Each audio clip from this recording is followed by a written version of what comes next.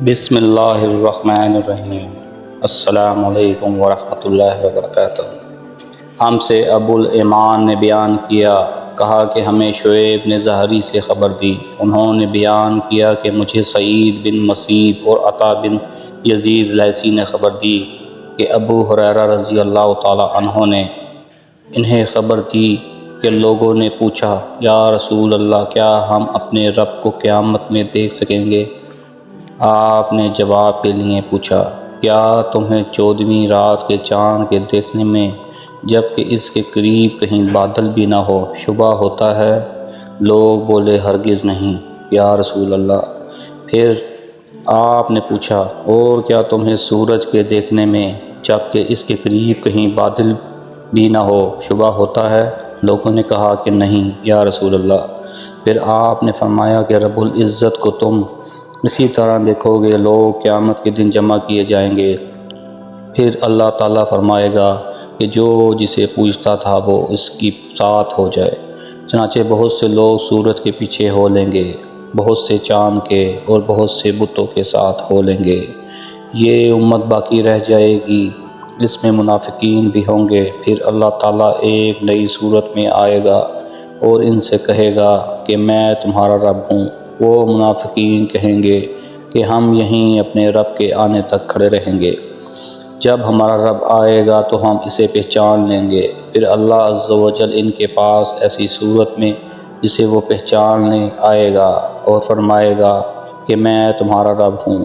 وہ بھی کہیں گے کہ بے شک تم ہمارے رب ہو۔ پھر اللہ تعالیٰ بلائے گا، پل صراط جہنم کے بیچوں بیچ رکھا جائے گا، اور نبی کریم صلی اللہ علیہ وسلم فرماتے ہیں کہ میں اپنی امت کے ساتھ اس سے گزرنے والا سب سے پہلا رسول ہوں گا۔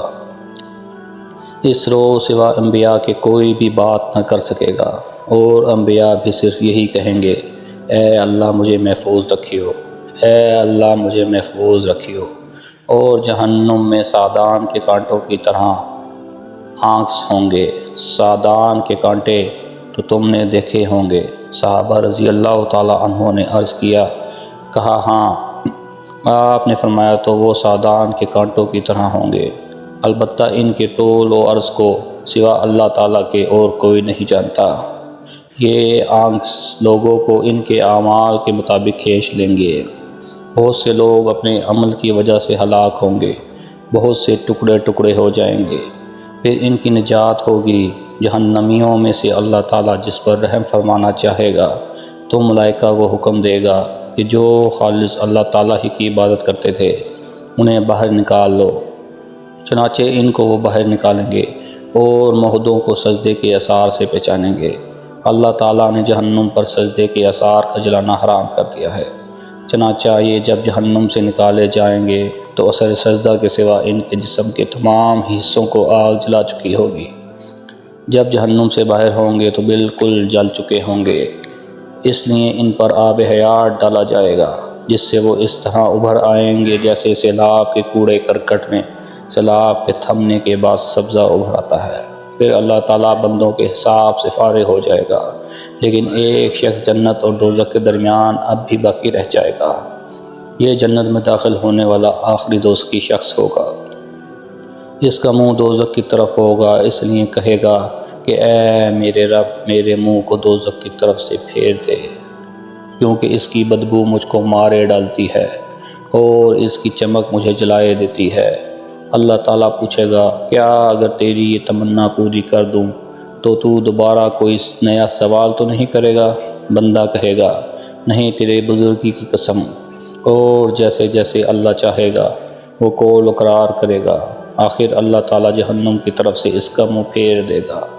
جب وہ جنت کی طرف منہ کرے گا اور اس کی شادابی نظروں کے سامنے آئے گی تو اللہ نے جتنی دیر چاہا وہ چپ رہے گا، لیکن پھر بول پڑے گا، اے اللہ مجھے جنت کے دروازے کے قریب پہنچا دے۔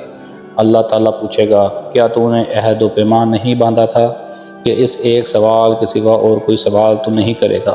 بندہ کہے گا، اے میرے رب، مجھے تیری مخلوق میں سب سے زیادہ بدنصیب نہ ہونا چاہیے۔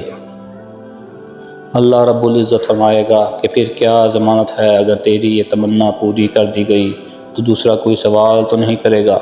بندہ کہے گا نہیں تیری عزت کی قسم اب دوسرا سوال کوئی تجھ سے نہیں کروں گا۔ چنانچہ اپنے رب سے ہر طرح کا عہد و پیمان باندھے گا اور جنت کے دروازے تک پہنچا دیا جائے گا۔ دروازے پر پہنچ کر جب جنت کی پنہائی تازگی اور مسرتوں کو دیکھے گا تو جب تک اللہ تعالیٰ چاہے گا وہ بندہ چپ رہے گا، لیکن آخر بول پڑے گا کہ اے اللہ مجھے جنت کے اندر پہنچا دے۔ اللہ تعالیٰ فرمائے گا افسوس اے ابن آدم تو ایسا دغا باز کیوں بن گیا؟ کیا ابھی تو نے عہد و پیمان نہیں باندھا تھا کہ جو کچھ مجھے دیا گیا اس سے زیادہ اور کچھ نہ مانگوں گا؟ بندہ کہے گا اے رب مجھے اپنی سب سے زیادہ بدنصیب مخلوق نہ بنا۔ اللہ پاک ہنس دے گا اور اسے جنت میں بھی داخلے کی اجازت عطا فرما دے گا اور پھر فرمائے گا مانگ کیا ہے تیری تمنا؟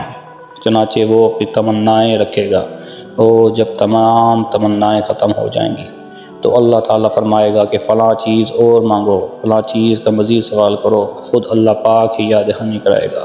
اور جب وہ تمام تمنائیں پوری ہو جائیں گی تو فرمائے گا کہ تمہیں یہ سب اور اتنی ہی اور دی گئیں۔ ابو سعید خدری رضی اللہ تعالیٰ عنہ نے ابو ہریرہ رضی اللہ تعالیٰ عنہ سے کہا کہ رسول اللہ صلی اللہ علیہ وسلم نے فرمایا کہ یہ اور اس سے 10 گنا اور زیادہ تمہیں دی گئی۔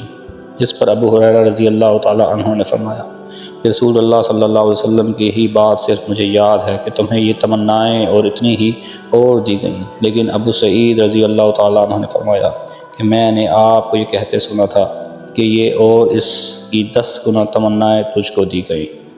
ویڈیو اچھی لگے ویڈیو کو لائک کر دیں، شیئر کر دیں، چینل کو سبسکرائب کر دیں تاکہ آپ کو اسی طرح کی اچھی اسلامک ویڈیوز سننے کو ملیں۔ تو نیکسٹ ویڈیو تک کے لیے اللہ حافظ۔